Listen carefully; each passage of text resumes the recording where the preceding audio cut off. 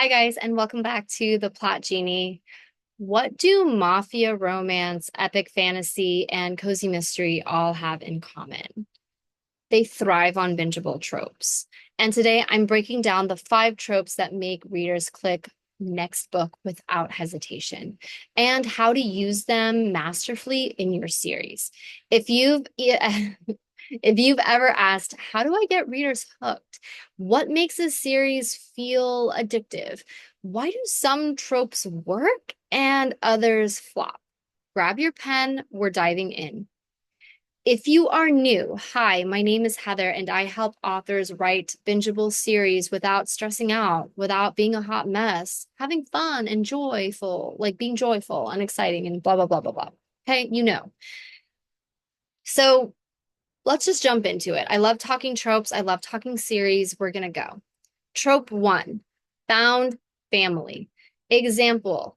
Here are some really good genres. When I'm talking about example genres, that found family works really well in fantasy, cozy mystery, paranormal, reverse harem, sports romance. This trope creates emotional glue between your cast and your reader. Why it's bingeable? It promises more than one connection. Readers don't just want to follow the main character, they're invested in the group. The cast feels like home. How do you use it? Okay. Introduce a lovable but clashing team dynamic early on. For my hockey series, this is always the locker room scenes, like the locker room scenes where we see some banter, we see maybe a little bit of conflict. We set up some tropes like, ooh, the old vet or the cocky rookie, things like that. Use team bonding moments, so missions, traditions, banter, that sort of thing. Let new family members evolve across books. Stagger their arcs. We don't need to shove everyone into a happily ever after. And I'm not just talking about the romance part. Like right away, we want to see that build so it's satisfying and it's earned, okay? Okay, so your plot two hook can be like who joins the found family next, or what character that we've already introduced gets their next book, and how does it affect the rest of the players or mafia people or magicians? I don't know. Trope two, and one of my faves, forbidden romance. So here are some example genres: dark romance, fantasy, academy, sports, mafia, paranormal. Why is it bingeable? Well, there's always tension and there are always stakes. Readers need to know, will they get caught? Will it fall apart? And it plays on that slow drip of almost, right?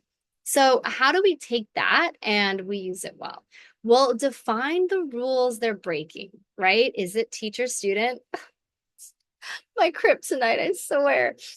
Are they enemies? Are their families rivals? Like what is the forbidden aspect of it? Show that internal struggle as much as that external danger. And when I say danger, I don't mean actual like physical danger. I mean, what are the stakes? Like, is he going to lose his job? Is her reputation going to be ruined? That sort of thing. And then escalate the consequences with each book. Make falling in love costly. Do not be afraid of that. If you want to hook readers in a series, drop a forbidden kiss in book one and delay the consequences until book three. Make the reader suffer. Why not? Okay. Trope number three, the hero's hidden past. So examples could be thriller, paranormal romance, fantasy, romance suspense, cozy mysteries. Why is this bingeable? Every book peels back a new secret. Readers love trying to solve the character, and it builds long game tension and trust issues. How do we use this well? Well, give your hero a scar that influences their present actions.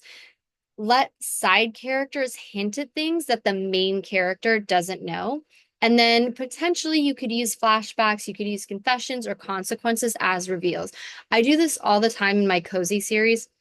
Usually my love interest, the guy, has some kind of scar or wound that's part of his past. And then it builds up a sort of like my cozies, the way that I'm setting them up are 24 books. And so I look at an arc as every 6 books, right? Excuse me. So, for example, in my Cherry Blossom Bay series, Kenji has his sort of wound is his past is that his partner and best friend, they were murdered and their murders were never solved. In my Dominion Point Academy series, Reese's sister was essentially murdered by a serial killer that was never caught. Um, that sort of thing, right? And so we can see how not only this has affected them as the characters that we meet in book one, but like we can utilize sort of that hero's tragic past as number one, like a way to show trust. She might hear whispers of it from other people, but when the hero finally lets down his walls and talks about it, that's a big sign of trust. But it also helps with that external plot because we can now stretch it out across a few books, maybe, evidence here, maybe, an old case file here. And utilizing that, we now have a setup for potentially a strong book, like hypothetically, if you're like me, a book 6, where now we're starting to solve it all, if that makes sense.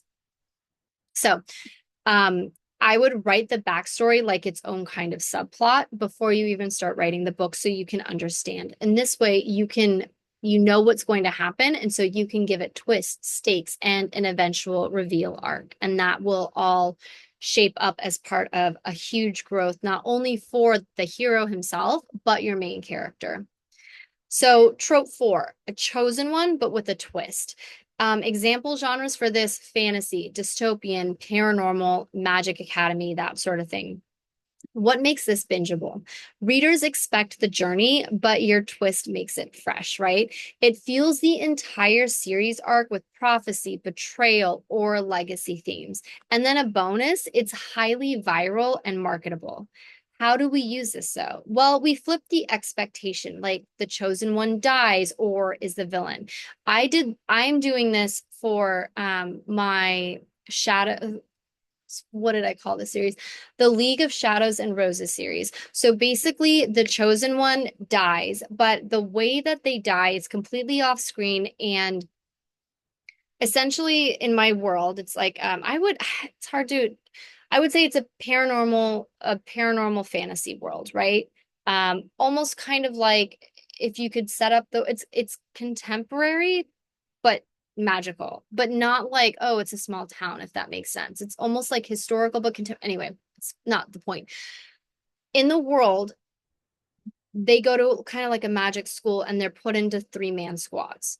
So my main protagonist, Piper, falls in love with Gabriel. Okay. The chosen one is Sebastian. Sebastian loves Piper. Piper loves Gabriel. Gabriel just hates everybody. He's just the brooding asshole. And no, he's not the love interest. It's her professor, but that's beside the point. Okay. What happens is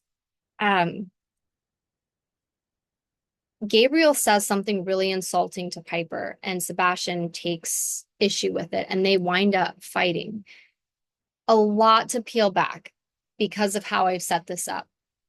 Gabriel winds up killing Sebastian. Piper is the one blamed for it because everyone said she loved the wrong person. They were fighting over her.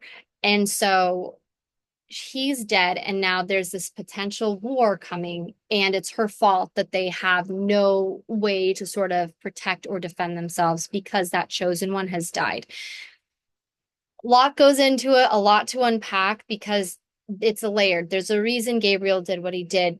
There's a reason Sebastian, everyone has these motives that are very, very secret. But I wanted to take that chosen one and kind of flip the script a little bit. Anyway, you could tie the chosen aspect to a personal burden and not just destiny. And you can make every book test their worthiness differently.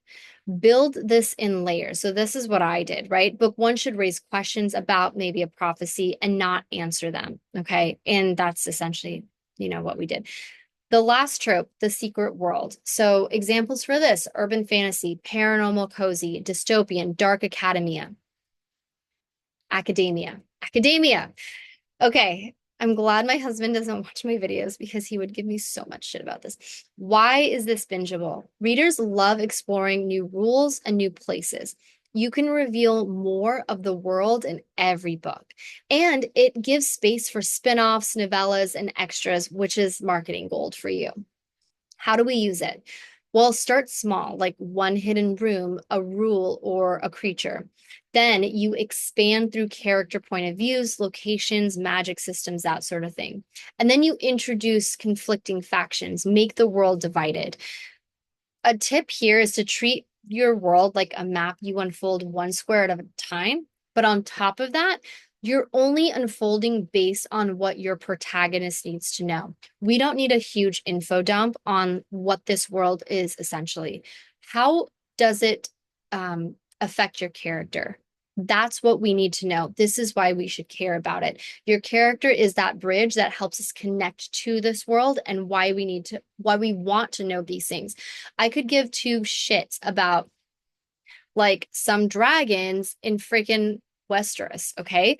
But if I find out that, it's Daemon's dragon and Rhaenyra's dragon and they're mated, and, now all of a sudden I'm invested because I'm invested in these characters. Hopefully that makes sense. So yeah. So bingeable tropes work because they tap into two key things: familiar emotional promises and strategic progression across books. It's not just, oh, use the trope. Like, we've read books where the trope is used and the book sucks. And one of the ways, I'm just going to go on a really quick, do not shove a bunch of tropes down people's throats just because you're trying to hit a bunch of tropes. I don't want to see a reverse harem mafia sports romance. I don't know how that would work. I mean, yes, could you make it work? Sure. But who are you marketing it to? If I'm a hockey reader, I don't want to read about mafia or reverse harem. And I'm not judging that. I'm just saying if I'm going in, but if I'm a reverse harem, I might not want to read about mafia. I might not want to read about hockey. So you really have to figure out, like, take a couple of tropes that build on each other, like enemies to lovers and forced proximity. Grumpy sunshine, forced proximity. Forbidden romance in just one bed. What's gonna happen? That sort of thing. We don't need to shove it all in. Come on. Anyway, we need to use it well, stretch it, and twist it. If you want help with this, again, free Substack. I talk about a lot of things. I take pop culture and writing crafts and I mix them together in a really fun way. At least I hope it's fun. And you can just sign up for it. Totally free. It's down below. Comment below. What's your favorite trope to read and write? Let's trade ideas. And please don't forget to subscribe. New videos every week on plotting bingeable books, growing your author business, and building four-figure royalty months without the burnout. Until then, thanks for hanging out with me. Happy writing, and I'll see you in the next one. Take care.